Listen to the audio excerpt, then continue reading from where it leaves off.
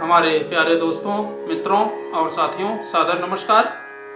हमारे इस YouTube channel video में और फेसबुक वीडियो में आप सभी दर्शकों का हृदय से स्वागत है। मैं हूं आपका इष्ट मित्र दोस्त मिस्टर शांतिलाल डंसेना, बड़े डुमरपाली, रॉबर्टसन, खरसिया, जिला रायगढ़, छत्तीसगढ़, भारत से हूँ। मित्रों, आप लोग हमारे इस YouTube चैनल वीडियो को पहली बार देख रहे हैं तो आपसे मैं निवेदन करता हूँ, इसको सब्सक्राइब जरूर कर दें। बेल आइकन का जो घंटी है उसको भी क्लिक कर दें और विशेष रूप से ऑल ऑप्शन का चयन करना होगा ताकि हर रोज का नोटिफिकेशन सबसे पहले आपको उपलब्ध होता रहे। अगर आप लोग हमारे इस YouTube चैनल वीडियो को और फेसबुक वीडियो को देखते हैं निरंतर तो मैं आपको हृदय से धन्यवाद देता हूं। मित्रों, शुरू से अंत तक जरूर देखें, सुने समझें, अनुभव भी करें। मन कहे, उचित लगे, अच्छा लगे तो आप हमें एक लाइक जरूर दें और इष्ट मित्रों के पास शेयर भी करें। अगर कोई विशेष संशोधन करना है तो आप हमें कमेंट बॉक्स पर सूचित करें और विशेष रूप से मार्गदर्शन दें। आपका दिया हुआ मार्गदर्शन हमारे श्रेष्ठ जीवन का मुख्य आधार है। मित्रों, परमात्मा की जो आनंद स्वरूप है, वास्तविकता है, उस सत्ता को पहचानने के लिए अपने अंदर जो सोया हुआ देवत्व शक्ति है उसको जगाना पड़ता है। प्रसुप्ति से जागृति की ओर आगे बढ़ना है और उसी का नाम जीवन है। और परमात्मा को सच्चे अर्थों में जानने के लिए व्यक्ति को साधना करने की आवश्यकता पड़ती है। जो व्यक्ति अपने मूलभूत तत्व को समर्पित करके ईश्वर तत्व में विलीन करता है वही वास्तविक साधना कहलाती है।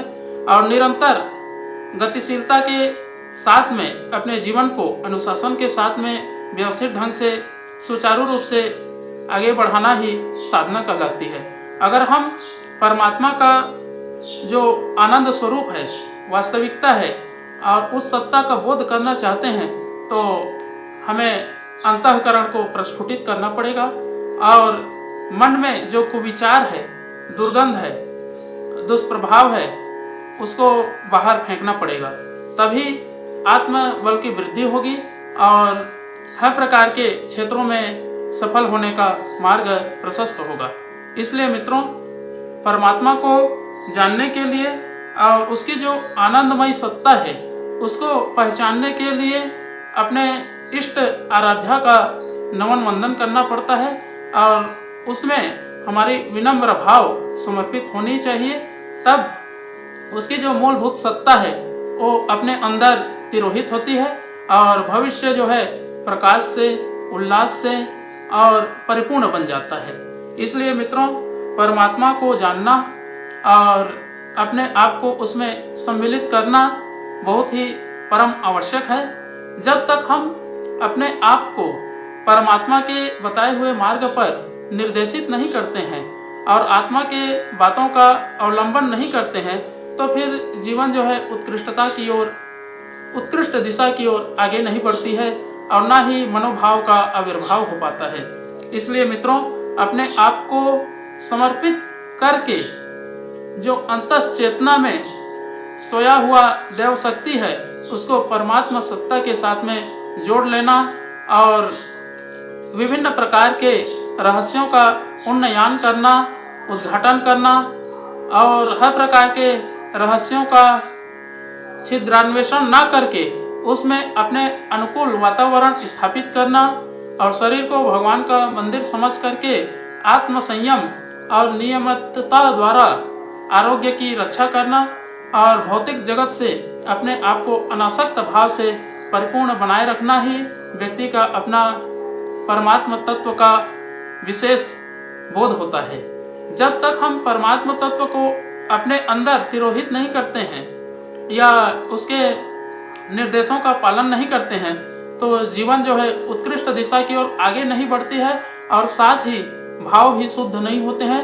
मन स्थिति कमजोर बनी रहती है। इस मानसिकता को दूर करने के लिए परमात्मा का ध्यान करना, उनके नामों का उच्चारण करना और साधना में जीवन व्यतीत करना, सद्विचारों का अन्वेषण करना और आने वाले भविष्य में अच्छे से अच्छा कार्य बन सके ऐसा सतत प्रयास करते रहना, अपना मूलभूत अवधारणा होनी चाहिए, तभी जीवन की वास्तविकता कहलाएगी। और मनुष्य जन्म लेने का तात्पर्य यही है कि इस ब्रह्मांड में मालिक बन के जिए, ना कि दास बन के।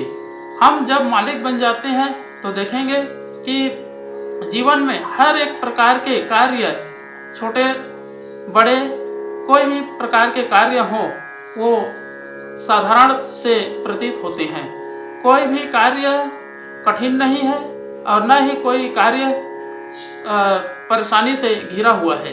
बस उसको नियमित रूप से, अनुशासित ढंग से, सुव्यवस्थित रूपी व्यवस्था बना करके उसका निरूपण करें तो फिर सफलता अवश्य मिलेगी।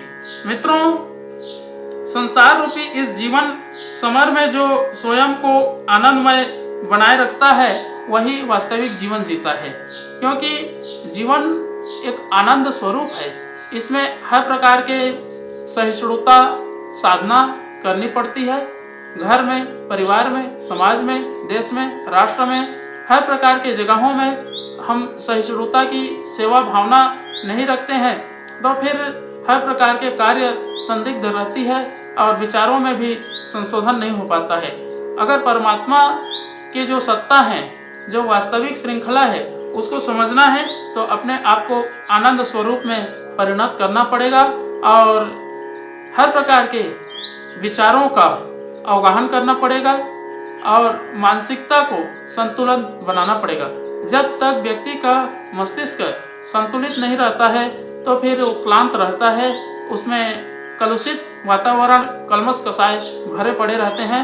उन सब चीज़ों को संशोधन करने के लिए और अपने विचारों को श्रेष्ठ बनाने के लिए परमात्मा का और उसके बताए हुए मार्ग का प्रशस्त करना पड़ता है, तब कहीं जाकर के वास्तविकता का बोध होता है।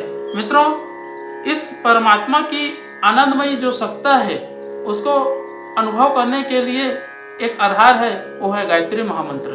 अगर हम गायत्री मंत्र का जाप करते हैं, उच्चारण करते हैं या उनके बताए हुए मार्ग पर जीवन को ढालते हैं तो देखेंगे परमात्मा जो है, उसकी जो वास्तविकता है, सत्ता है, आनंद स्वरूप है, वो हमें स्वतः ही उपलब्ध हो जाती है।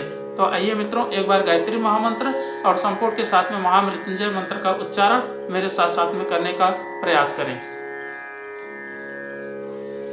ओम भूर्भुवः स्वः तत्सवितुर्वरेण्यं